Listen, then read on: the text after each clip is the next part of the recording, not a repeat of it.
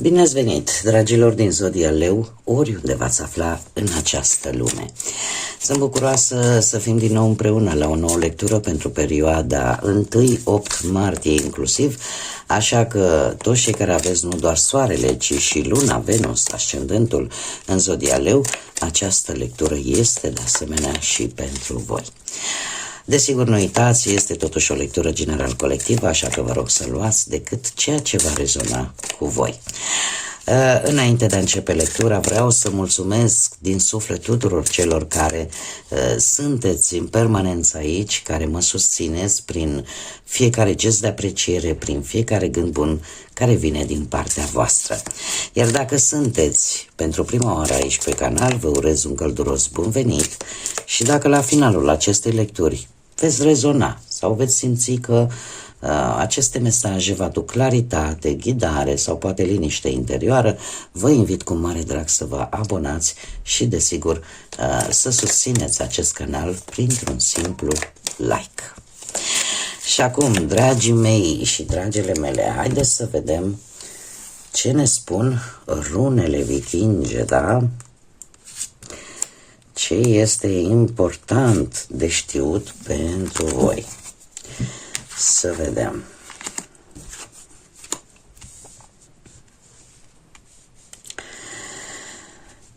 Dragii mei dragi, se pare că sunteți mult mai înțelepți în această primă perioadă de martie, mai ales când e vorba de lucruri noi sau situații noi care vin în viața voastră și care trebuie să vă spun că vă vor ajuta, orică vă vor da acea energie care vă trebuie, vă vor da acel optimism. Cert este că lucruri noi vin în viața voastră. Chiar putem vorbi și de poate venirea pe lumea unui copilaș pentru cei care se regăsesc cu acest mesaj sau pentru a căpăta o anumită stabilitate sau pentru a rezolva o anumită situație. Se pare că în sfârșit ele se pot rezolva. Veți căpăta optimism, speranță și veți face lucrurile foarte înțelept. Adică nu vă veți mai grăbi sau începeți, nu știu, situații noi, joburi noi, proiecte noi, planuri noi, le veți face mult mai atent, mult mai, cum să spun eu, cu o înțelegere mult mai bună, bazându-vă pe ceea ce este real. Putem vorbi chiar și de o reconciliere, putem vorbi de creativitate foarte, foarte mare și eu aș spune în special pentru cei care profesional vorbind sunteți în domeniul ăsta al educației, al învățământului, da? Al maestriei, de ce nu, cumva mergeți pe direcția asta de a educa, de a arăta și celorlalți, de a învăța și pe ceilalți. De asemenea, aș spune că este o perioadă tare bună de idei noi. Cum am mai spus, puteți avea parte de anumite situații cu caracter emoțional, cu prietenii sau în relațiile voastre amoroase. Iar ultima rună, Sowilo, ne vorbește despre, cum am mai spus, energie, vitalitate, bucurie. E, ca să zic așa, acel foc care vă luminează drumul și care vă dă siguranța să puteți avansa și în felul ăsta să vă atingeți un anumit cel. Energiile nu sunt deloc rele pentru voi, dragii mei. Haideți să vedem acum și ce ne spune tarotul. Ce vine pentru dragii mei din Leu în perioada 1-8 martie?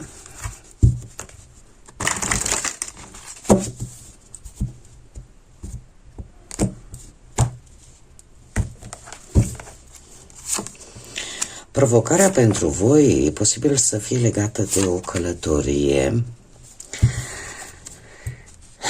sau de o anumită situație pe care vreți să o lăsați în spate.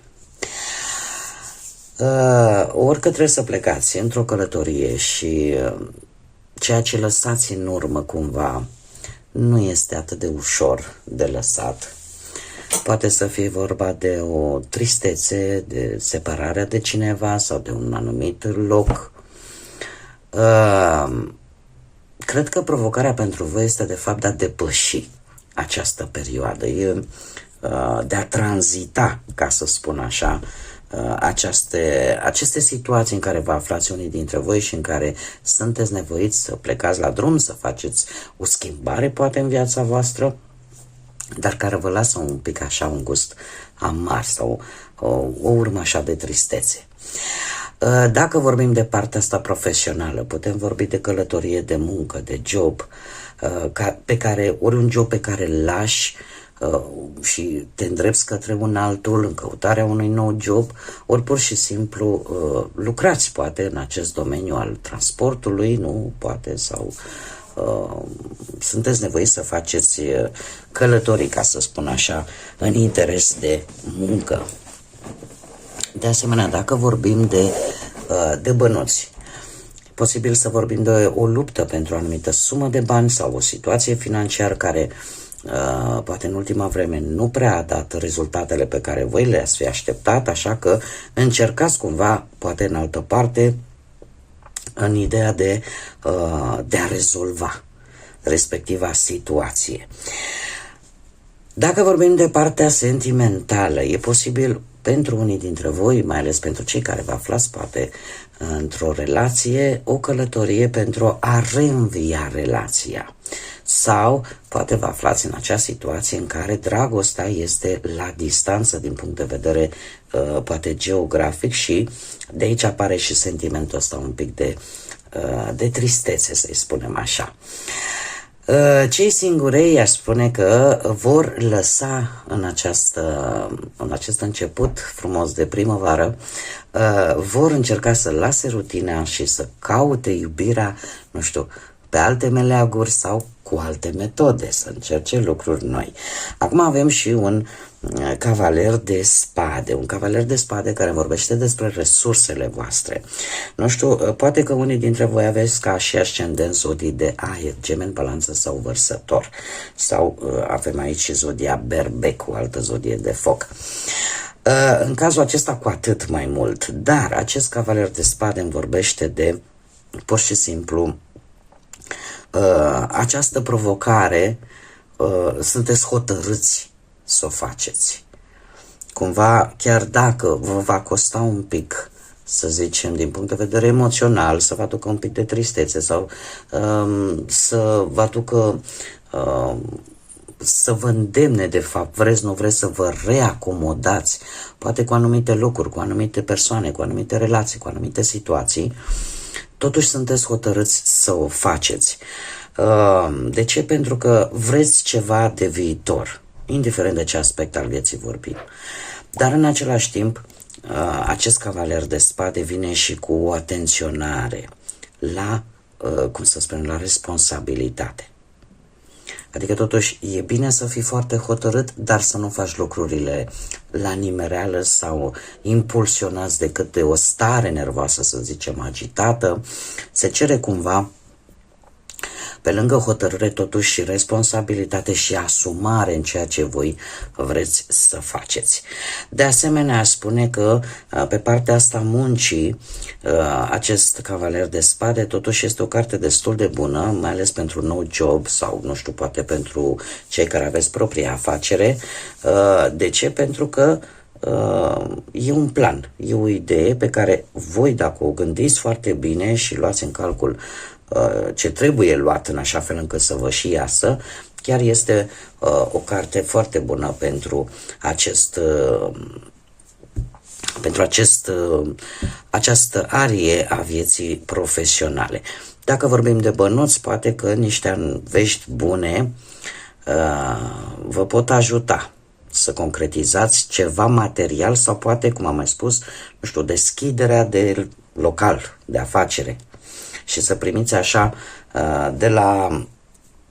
de la drum, cum se spune la noi, niște bani neașteptați, dar mergeți pe drumul corect, nu o luați pe ocolite, faceți totul corect, nu o luați pe drumul scurt, iar împăratul cu atât mai mult întărește acest lucru, de a fi cât mai strategi, cât mai destul de autoritari atunci când trebuie să vă impuneți punctul de vedere, dar în același timp, cum să spun eu, aveți șansa de a obține stabilitate și reușită chiar materială sau chiar o poziție socială destul de bună dacă sunteți bine structurați, dacă le gândiți, dacă sunteți ordonați și luați lucrurile, cum să spun eu, pendelete și nu vă grăbiți. Tocmai de aici vine și această primă rună vikingă în sus, care ne vorbește de comunicare și de înțelepciunea comunicării, felul în care voi comunicați. Vă poate ajuta foarte, foarte mult. De asemenea, putem vorbi și de anumite eforturi pe care voi le veți face în această primă perioadă, veți ieși în evidență și atâta timp cât sunteți atenți, sunteți organizați, chiar și dacă sunteți în căutare de muncă, dacă știți cum să vă oferiți serviciile într-o manieră, cum să spun eu, mai mult comunicativă, să fiți isteți, ca să spun așa, sunt șanse mari să reușiți, să obțineți, nu știu, în mare parte eu aș spune că putem vorbi foarte mult de profesii unde voi sunteți la comandă, ca să spunem așa. Voi trebuie să coordonați sau să, nu știu, să supravegheați ceva sau să deveniți, nu știu, șefi de personal sau chiar și pe partea asta de activitate militară, persoane care trebuie să poarte o anumită uniformă, unde este prioritar rangul, în general joburi foarte serioase, ordonate, planificate și unde se cere foarte multă organizare și planificare. Pe partea asta, bănuților, eu aș spune cei care poate sunteți implicați într-un anumit proces legal, să știți că sunt șanse foarte mari să vă cam iasă, să ieșiți un pic victorioși. Doar că de asemenea, se cere atenție la bănuții pe care ai, cum îi vrei să-i folosești și să vă folosiți foarte mult logica în așa fel încât finanțele voastre să funcționeze mult mai bine. Putem vorbi de asemenea și de accesarea unor moșteniri care pot veni ori prin bani, ori prin, nu știu, proprietăți posibil. Dacă vorbim de dragoste, de viața sentimentală, dragii mei dragi, se pare că această primă perioadă din martie, atât planul material cât și intim, da, chimic, mai ales pentru cei care aveți deja o relație, este foarte puternic, foarte pasional și este foarte bine definit. Asta aș spune că câteodată, chiar și pentru cei care în ultima vreme, în relațiile voastre, lucrurile nu au mers extraordinar de bine, să știți că apare șansa unei noi reîmpăcări pentru cei care ați fost, desigur, distanțați, iar dacă vorbim de cei singuri trec la acțiune. Cei singuri vor să treacă la acțiune, dom'le, nu se mai poate și eu aș spune că chiar aveți șansa poate să găsiți pe cineva ori mai mare de vârstă ca voi, ori, nu știu, o persoană care în general este foarte ordonată, foarte organizată și e posibil ca atracția dintre voi să fie decât, cum să spun eu, sau mai bine zis, să nu fie reciprocă din prima. Asta nu înseamnă că cu răbdare, cu persistență, ea nu se poate transforma. Dar, într-adevăr, apare aici cineva destul de important pentru cei singurei. Așa că, așa cum am mai spus, nu este deloc un început de primăvară rău pentru voi. Haideți să vedem și ce poartă vi se deschide, dragilor din Leu, în săptămâna 1-8 martie. Și avem exact poarta sau ușa echilibrului. Ne vorbește de armonie, de echilibru, de stabilitate, de moderație și de dreptate, de a face lucrurile cât mai drept, cât mai corect. Este de fapt încă un îndemn de a, cum să spun eu, de a păstra lucrurile la modul corect. Și asta vă va ajuta foarte mult în această primă perioadă de martie, pentru că aveți șanse de reușită. Dar se impune, ca să spunem așa, această condiție. Și acum, un mic mărțișor pentru domnișoarele și doamnele mele din Leu pentru perioada 1-8 martie. Avem 1 martie ziua mărțișorului și avem 8 martie ziua femeii, indiferent ce vârstă are, indiferent ce poziție socială are în propria familie sau în societate. Așa că la mulți ani, dragele mele, pentru toate energiile feminine și să fiți iubite, să fiți puternice și să credeți în potențialul vostru. Un mărțișor, un mesaj pentru dragele mele din Leu sau cu legături în Leu. Ia să vedem ce mesaj am pentru voi. Interesant mesaj. Avem numărul 35.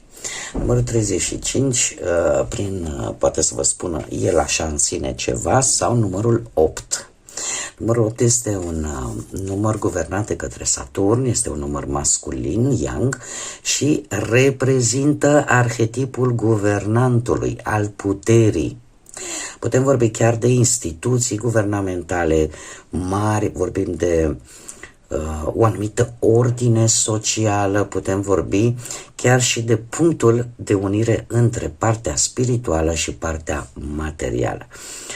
Posibil în această perioadă, dragile mele, să aveți tendința de insatisfacție și de acea căutare permanentă, de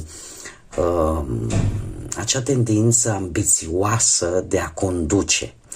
În general, numărul 8 este numărul reușitei, al puterii, dar reprezintă și karma, destinul, ordinea cosmică și, desigur, liberul arbitru, ceea ce implică o schimbare importantă pentru voi, dragile mele, în această primă perioadă de primăvară. Acum, haideți să vedem, avem rechinul. Ce ne spune? Încearcă să te îndepărtezi de o anumită situație care implică anumite persoane sau mai degrabă cam asta ar fi, anumite energii care vă atrag în situații și în lucruri care pentru voi nu sunt benefice și pe care voi, paradoxal, chiar e posibil să le știți. Sunt situații care au apărut în viața voastră și care au venit să vă ofere niște lecții, dar care la un moment dat trebuiesc oprite. Pentru că chiar sunteți îndemnate să vă îndepărtați de acele situații care pentru voi poate simțiți că vă trag în jos. Să vă recuperați, ca să spun așa, vă învățați lecția și în felul ăsta veți obține acea putere de a vă conduce propria viață, de a se pune o anumită ordine în viața voastră, de a încheia o anumită karmă, da? De a vă construi, practic, prin liberul arbitru, propriul vostru destin. Este o schimbare foarte importantă pentru voi, dragile mele, care cumva trebuie făcută în această perioadă. Bun, dragii mei, dragii și dragele mele, cam acestea au fost mesajele pentru voi. Eu sper că această lectură v-a adus un pic de ghidare, un pic de claritate, așa că vă mulțumesc tuturor celor care ați fost alături de mine și până la o nouă lectură, ca de fiecare dată vă îndemn să nu uitați că sunteți suflete frumoase, că puteți visa înalt, puteți zbura înalt și așa că lăsați credința, iubirea, pacea să vă însoțească cu fiecare pas din viața voastră.